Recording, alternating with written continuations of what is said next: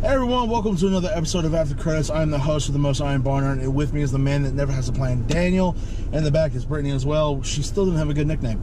Obviously, we've been gone for the past 2 weeks. You know, we've been picking and choosing our own movies. Picking and choosing like CNN and Fox News pick out details of after a national tragedy.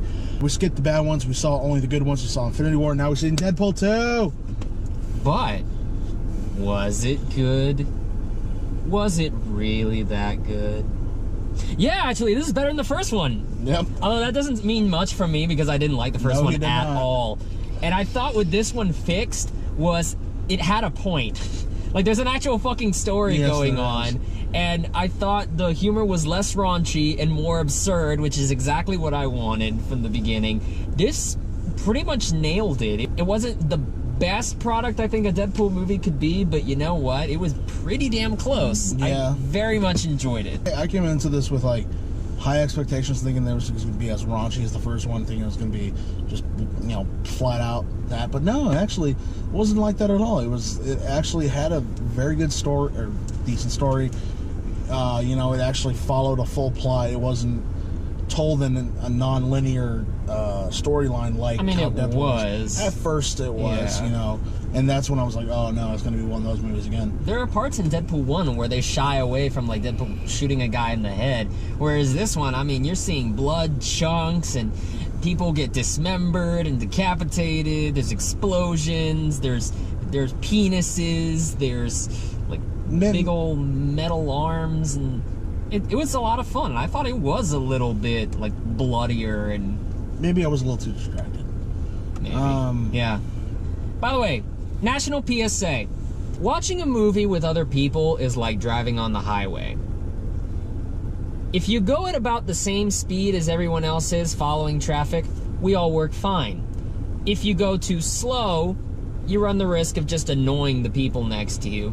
But if you go too fast, there's a chance you might crash, burn, flip your car over, and fly off of the highway into a, I don't know, an animal shelter and just burn all these puppies inside.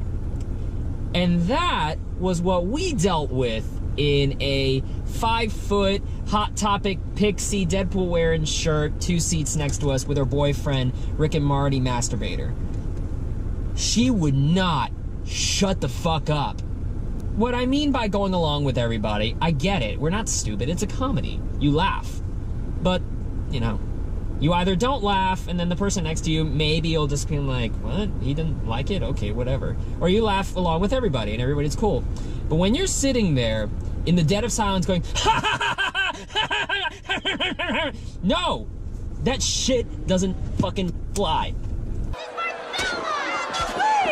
Deadpool 2, he finds the kid from Hunt for the Wilder People who's this crazy fire-shooting mutant with anger issues, and Deadpool's like, I see myself in him.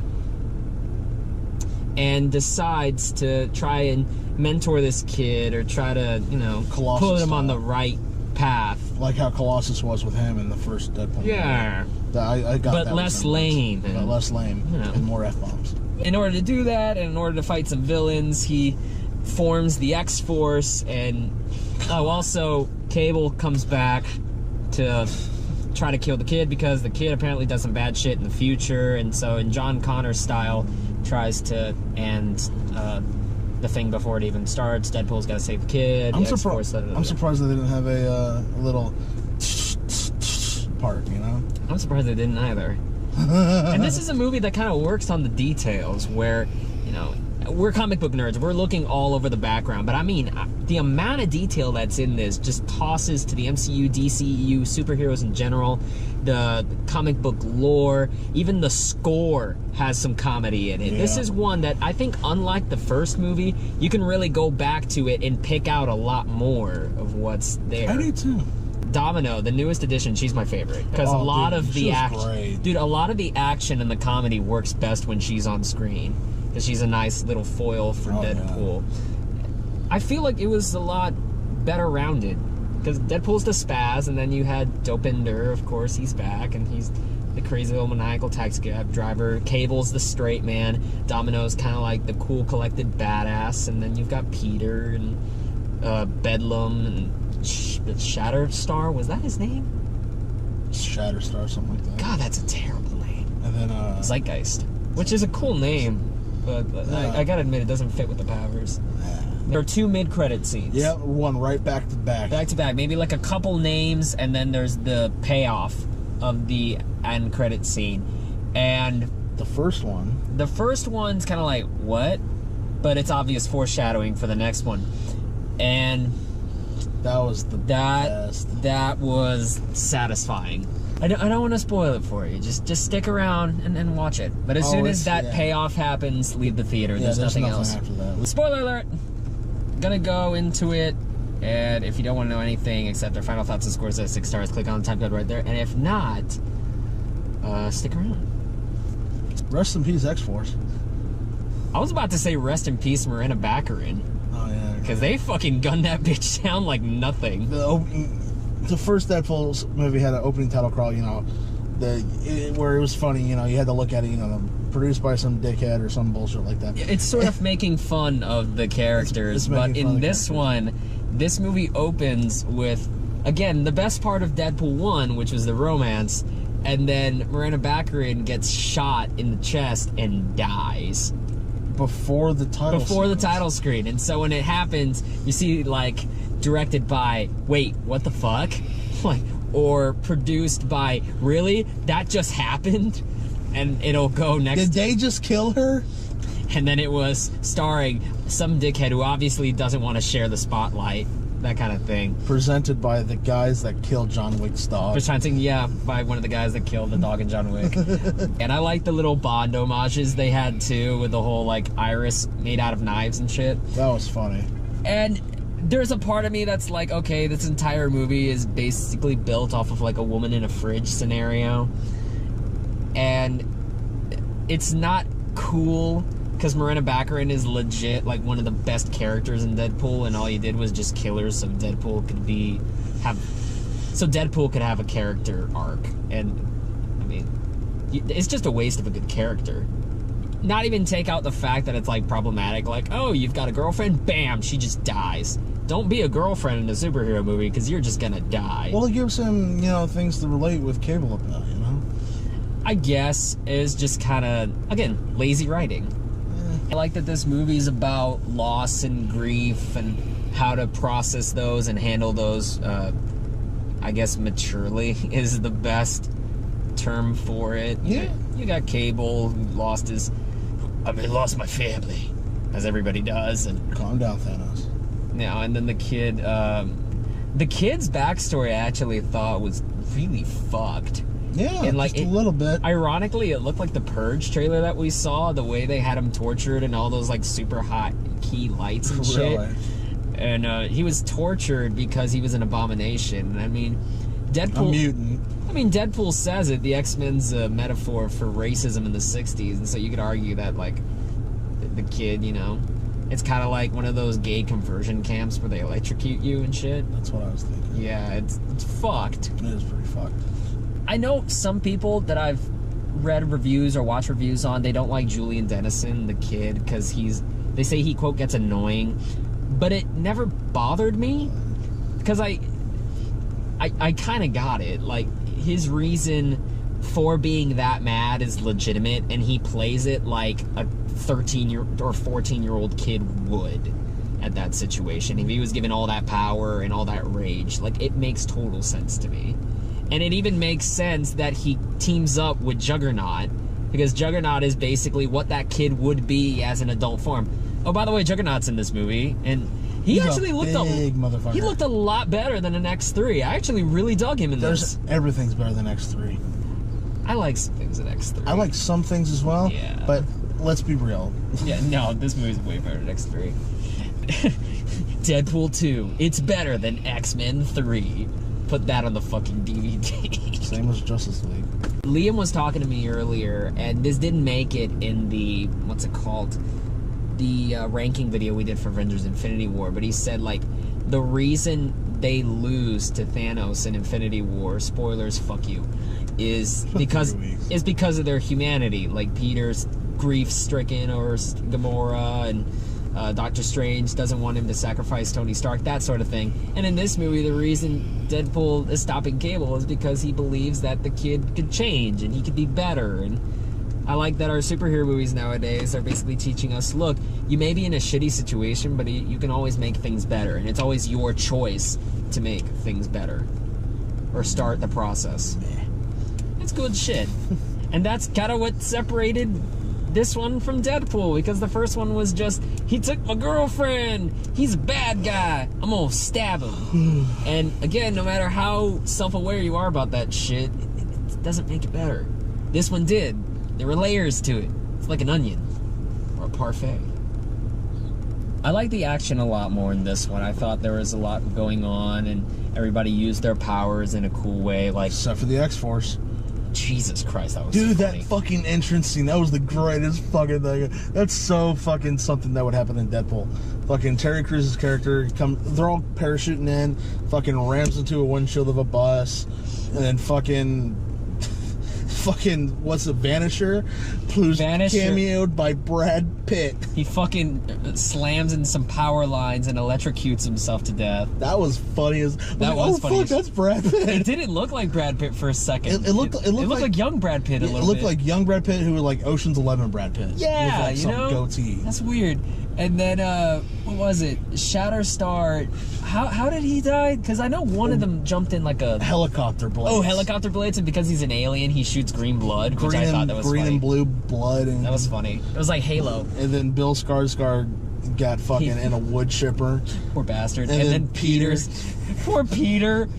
Poor fucking Peter. He's trying to save him, and then Zeitgeist, throws up his explosive vomit, cuts his arm off, and he just bleeds out. Yeah. Oh, poor bastard. And then Deadpool's, after all that, he's like, luck is not a fucking superpower, and you see Domino doing all this fucking That was the best part of the movie. That whole sequence where Domino's trying to like get in the bus, and like there are things flying around that are flipping in her favor. You can't film luck. It's like a giant Rube Goldberg of coincidence. And I loved it. I loved everything with her character. Oh, dude, it was great. She's cute as fuck, too. Yeah, Zazie Beetz. Yeah. You know what I saw her in? What? Geostorm. Talk about the glow up. I thought Cable was a lot of fun. Cable was good. I think some people are shitting on him because he's like, oh, he's too serious. But like, these are the same people that shit on Ronan the Accuser and Guardians. He's supposed to be serious. Yeah. That's what makes it funny. I heard too high praise about Cable, though. Really? I thought he was really good. I don't think he was like best whatever they were saying like he was. No, like he's not. I was like, he's not that, but he's definitely, he's not MCU. I should correct myself before I get roasted by our 3 commenters. Can you imagine the fucking like payout he's getting? I was about to say, how many houses is he buying this summer? Enough. Maybe he's buying his own spaceship. He's buying one for each character he's in this movie. That's badass. Or this summer. No, he's gonna be like Peter Griffin, and he's gonna do a spaceship joust. That'd be fucking cool. I'd do it. A limo joust? Yeah. That would be something more realistic. Whenever they are fighting Juggernaut, listen in the background what they're saying. Quick question, who the fuck is that Japanese chick who Negasonic Teenage Warhead's dating?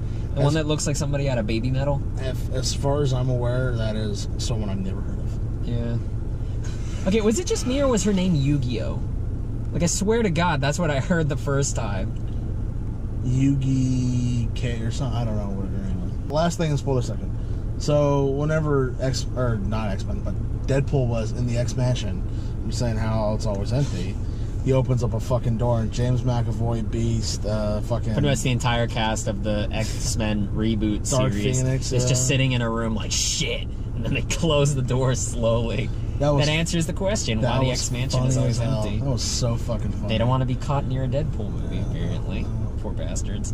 I thought that was fucking hilarious. Dude, that was. Honestly, I think the X-Men could use, like, a little Deadpool boost. I mean, who the fuck is excited for Dark Phoenix? I am. Are you really? I mean, I'll watch it. Yeah, I think that's I think most of America is just looking at that movie like, yeah, I'll watch it. I'm not too excited after Apocalypse.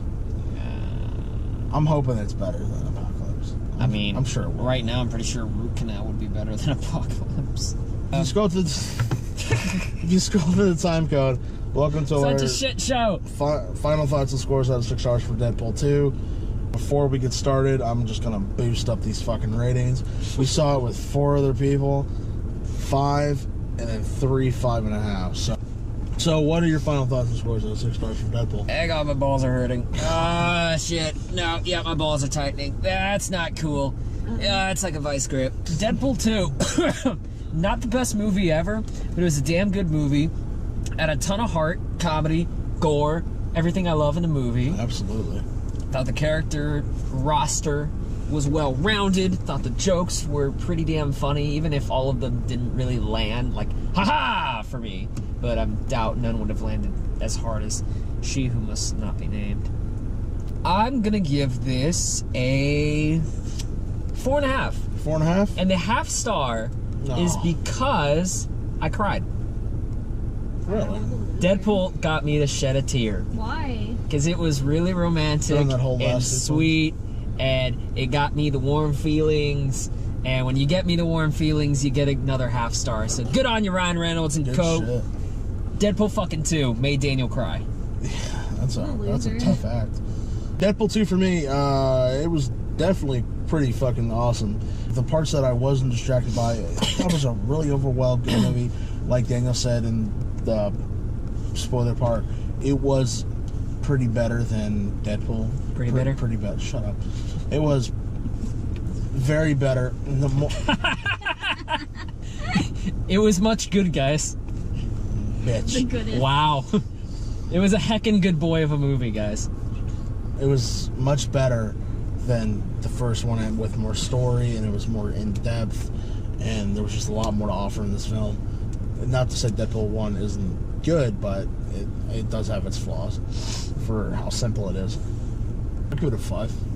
Okay. Just a little stuff. Hey, Brittany. What? Did you like it? I liked it. Was it funny? A little try-hardy, but Yeah, there's a lot of meta jokes, and a lot of some of them don't land. He said penis kind of jokes. Yeah, but Which is sort of also the charm of Deadpool. yeah. I'm not really the biggest fan of superhero movies. We know. I know, you know, which is why I like this one. It's not a superhero movie. Ooh, said it here first. Deadpool 2, not a superhero movie. I give it a 4.5 though. 4.5. It wasn't amazing, but it was still. Congratulations, you added back to a 0.5. All right. Now we have to do math. 7. You got a solid 5. Yay. If you like this video, please leave a like down below. If you haven't already, please subscribe to our channel. We are growing and we want to grow more. We want feed us, keep feeding us. We hungry.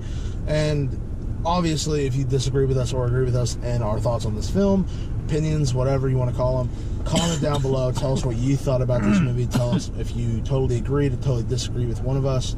Next movie we're doing Solo. Solo, the Star Wars story, when apparently Lando Calrissian is a pansexual. Even though he's gonna do nothing but make out with chicks in the movie. Maybe they mean interspecies, like alien wise. Pansexual means everything. I know, but they.